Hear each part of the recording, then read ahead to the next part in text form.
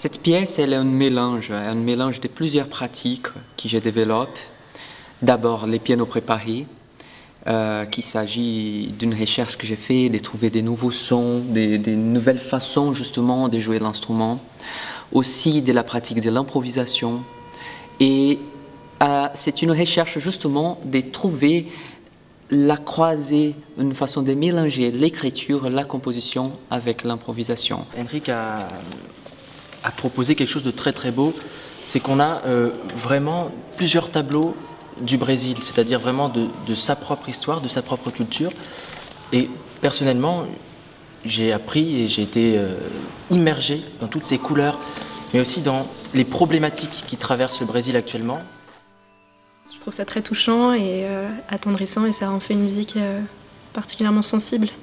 Et à mon avis, qui n'a pas besoin d'être adressée à un public élitiste ou connaisseur, comme on peut avoir parfois peur de certaines créations.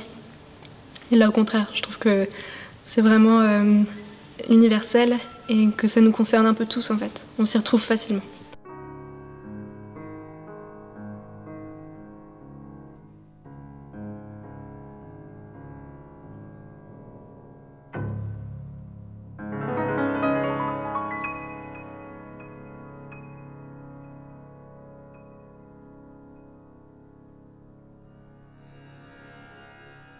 Et dans la recherche sonore, c'est très intéressant parce qu'on compte avec un instrument inventé par Henrique, que c'est le piano, préparé qu'il a, il a sa propre façon à lui de traiter. Et là, on voit des cordes, on voit des points d'accroche dans lesquels chaque instrument il peut se sentir identifié et rentrer dedans.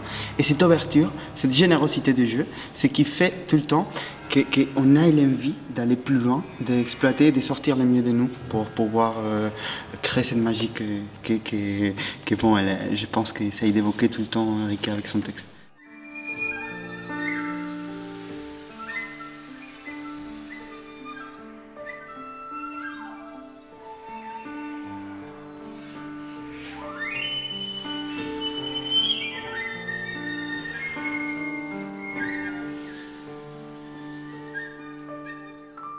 La musique, elle est justement un miroir de notre société. Et en pensant sur ça, je me suis dit, pourquoi pas trouver d'autres rapports dans une création collective? Comment on peut créer un environnement plus égalitaire? Donc ma recherche, c'est justement d'ouvrir des fenêtres, ouvrir des espaces pour que les instrumentistes puissent s'exprimer librement, bien sûr guidés à travers un univers poétique, mais que ça ne soit pas une chose figée, que ça ne soit pas une chose autoritaire. Les décisions, elles sont pas prises que pour moi. Il y a des moments aussi que c'est un autre instrumentiste qui va donner justement un départ pour un événement. Et c'est comme ça que je conçois la question de la déshierarchisation.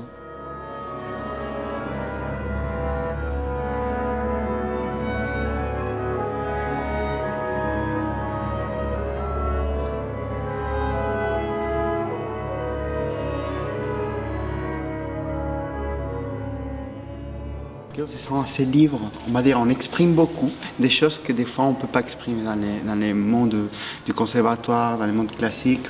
On a un rapport différent avec notre instrument, on a un rapport différent entre nous, on se regarde, on se sent, on souffle ensemble, on bouge ensemble et finalement ça fait vivre quelque chose à l'intérieur qui je pense qui est essentiel dans ces moments.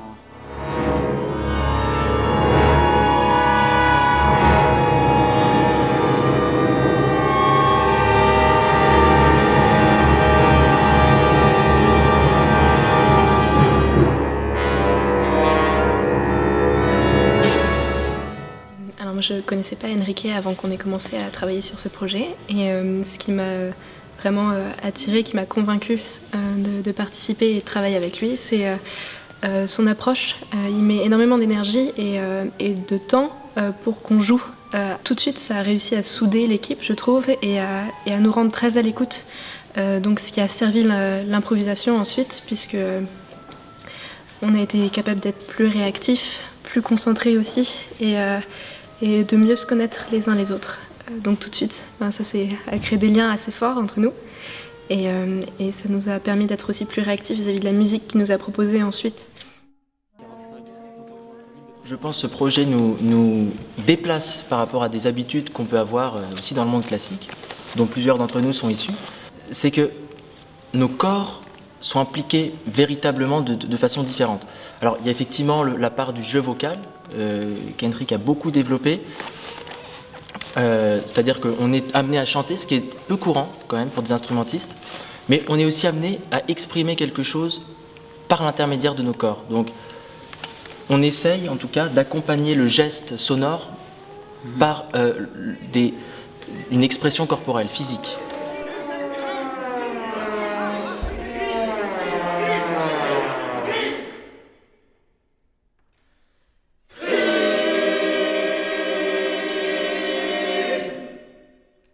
Cette création s'appelle Scène de la chute du ciel.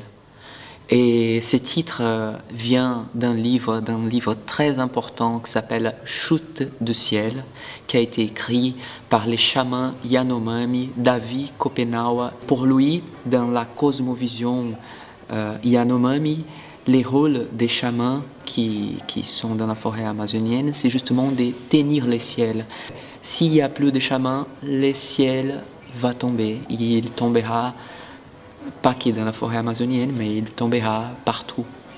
J'ai pensé ce projet comme une façon de m'engager face à un problème que je trouve horrible en tant que Brésilien, que ce sont un problème d'ordre politique, un problème d'ordre environnemental surtout. Et donc cette pièce, elle naît au milieu de ces inquiétations.